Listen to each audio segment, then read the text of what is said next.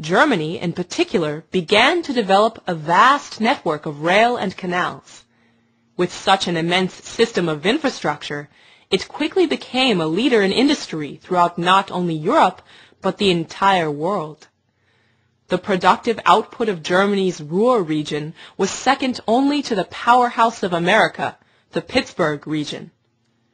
With Germany's exports growing, so did its maritime power, and as it laid plans to fund the construction of a continuous rail grid from Berlin to Baghdad, it emerged as a significant threat to the long-standing British world dominance.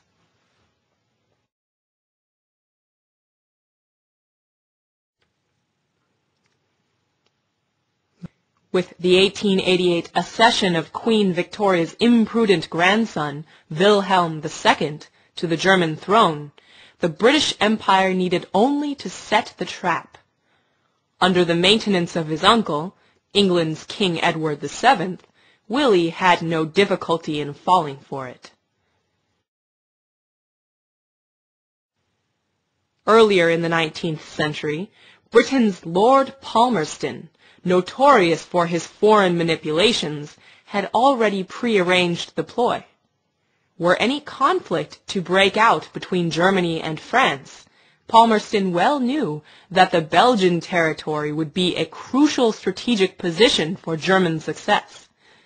Thus, under his instigation, Belgium was set up as a neutral country, meaning that should any nation violate Belgium's border, that nation would immediately become the target of British aggressions.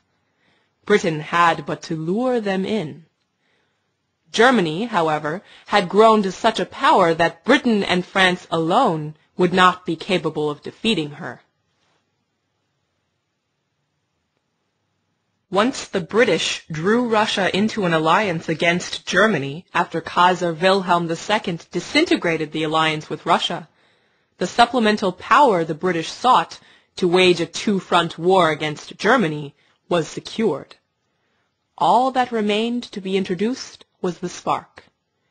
The convenient assassination of Austrian heir apparent Archduke Franz Ferdinand, carried out by means of Serbian nationalists, ignited the situation, pitting the Germans and Austrians against the Russians and French.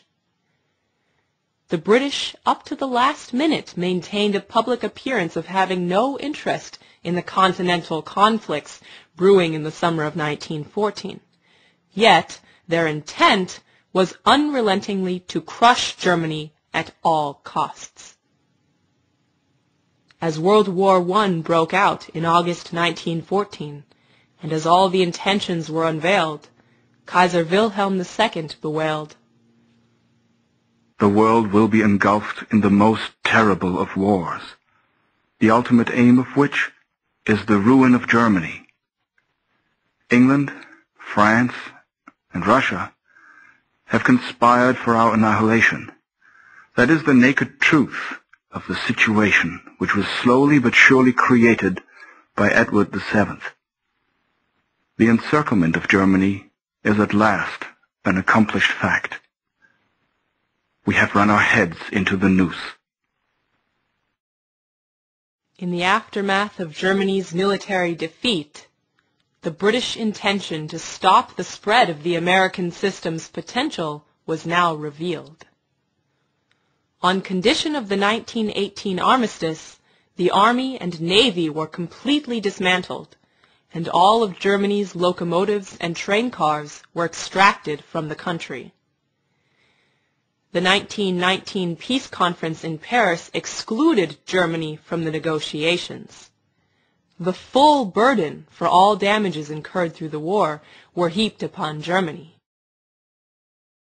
As an initial installment, 20 billion gold marks were to be paid to the Allied victors in the form of German bonds, redeemable either in gold marks or physical goods. Germany was to be stripped of its entire merchant marine fleet. It was to produce 200,000 tons of ships each year, along with reconstruction equipment for the Allied nations. 100,000 head of cattle were to be relinquished to France and Belgium alone, along with hundreds of thousands of other farm animals. This would occur in tandem with a continued naval blockade, which had already reduced the food intake level of the German people to half that of before the war. Not only were Germany's materials to be extracted, but key border territories were to be ceded to surrounding countries.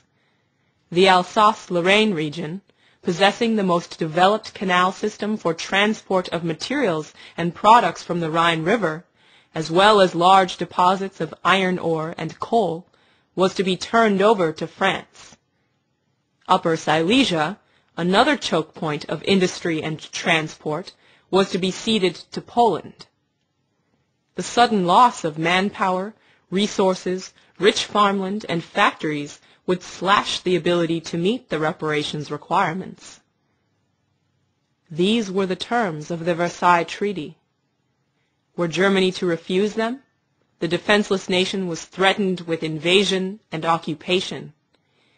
In the words of the German government, they had no choice but to sign their own death sentence. In the period between 1919 and 1921, Germany proceeded in forced march to fulfill the payments.